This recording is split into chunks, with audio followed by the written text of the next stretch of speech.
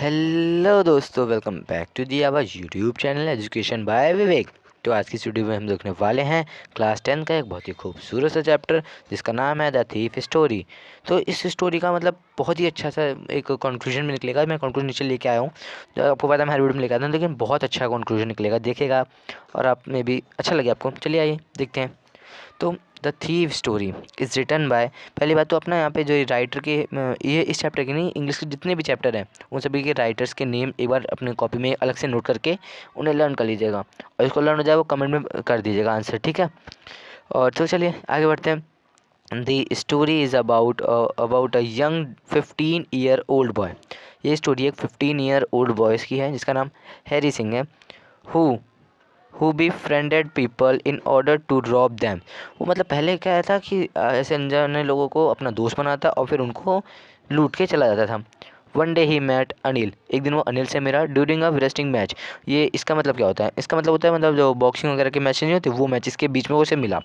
Anil was 25-year-old man who was leading his life casually. मतलब वो अनिल जो था वो 25 ईयर का था और वो अपनी ज़िंदगी अच्छे से जी रहा था। ही वॉज स्ट्रगलिंग राइटर, मतलब वो एक राइटर भी था। Who would make small money with writing powers, मतलब वो राइटिंग कुछ लिख लिख के छोटे थोड़े बहुत पैसे कमाता था। हरी फ्लर्टेड, इसका तो मतलब मेरे को समझाने की ज़रूरत नहीं है, आपको तो पता ही होगा, आप आजकल के बच्चों को तो पता ही रहता है, ठीक है। Flirted Anil by trying to befriend him and ask him for some work. उसने उससे कुछ काम मांगा कि कोई आपके पास कोई काम है मेरे लायक तो बताइए भाई। अब जहाँ से मिलाना चाह रहा था उसको धीरे करके बात कर रहा है। तो Anil asked Hari if he could cook, to which the young boy replied एमिल, मतलब उन्होंने उसने पूछा कि तुम्हें क्या कुछ खाना बनाना आता है? तो यंग बॉय ने रिप्लाई किया hearing this Hearing this, Anil took him to his room and promised to teach Hari to how to read write। मतलब उसने उसको अपने घर ले गया और देखा कि इसको पढ़ना लिखना नहीं आता, तो उसने कहा मैं इसे पढ़ाऊँगा लिखाऊँगा और आगे बढ़ाऊँगा। तो घर पर ले गया था। एंड ऐड नंबर्स, मतलब नंबर ऐड करना, कुकिंग डिशेज मील्स वगैरह जो लेके आया वो। Some time Anil would give a rupee to Hari as a tip for his efforts. मतलब उसने उसे कुछ पैसे दे दिए टिप के लिए, जैसे टिप देते हैं ना, उसे टिप दे दी उसके एफर्ट देख के कि भाई हाँ बंदा काम चीज कर रहा है तो उसे पैसे दे दिए। तो one fine day Anil received a bundle of notes for his published articles. उसने एक आर्टिकल पब्लिश किया था जिससे उसे काफ़ी ढेर सारे पैसे मिले थे, मतलब बंडल के नोटों में मिले थे। तो he kept the money under his mattress. Mattress यानी कि आप लोग जो वो कह लो जो सर के नीचे लगा सोते हैं, जैसे पिलो कह लो वो, ठीक है। And Hari happen to notice this, Hari ने उसे देख लिया, मतलब कि हाँ ये है। तो एट मिडनाइट, उसी रात को, when Anil was fast asleep, Harry Stelling shaped his hand and stole the money kept under the mattress।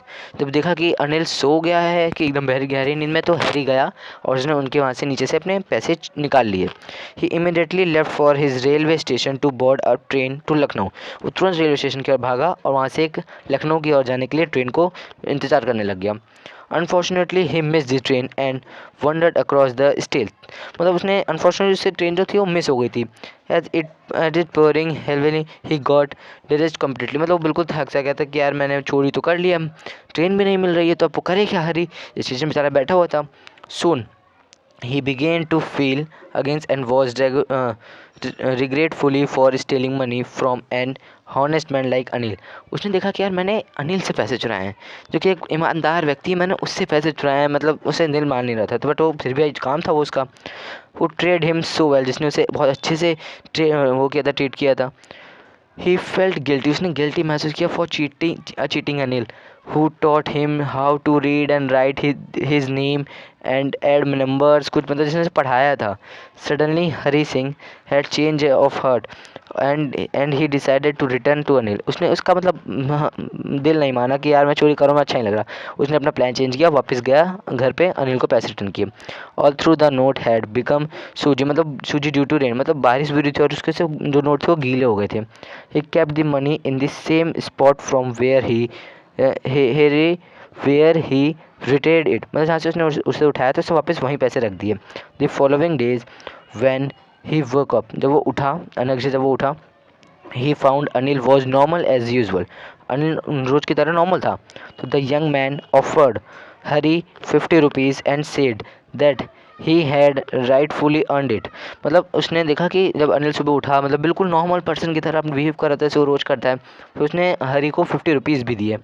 तो Anil further said that he would पे हरी रेगुलरली। उसने कहा मैं तुम्हें ये रोज़ाना देता रहूँगा। However when Hari touched the money he realise that the money was still damp. जब उसने पैसे छुए तो उसे याद आया कि यार ये तो वही पैसे हैं, वो नोट गीले भी थे थोड़े बहुत, तो वो चुरा के भागा था। तो Hari understood the Anil was aware of his mistake and previous night. उसे लगा कि हाँ यार शायद हरी को पता चल चुका है मेरे पिछले रात के कारनामे। But the young man still didn't treat him. But उसने मेरे को हिट विद डिस्टेंस और hand over to the police.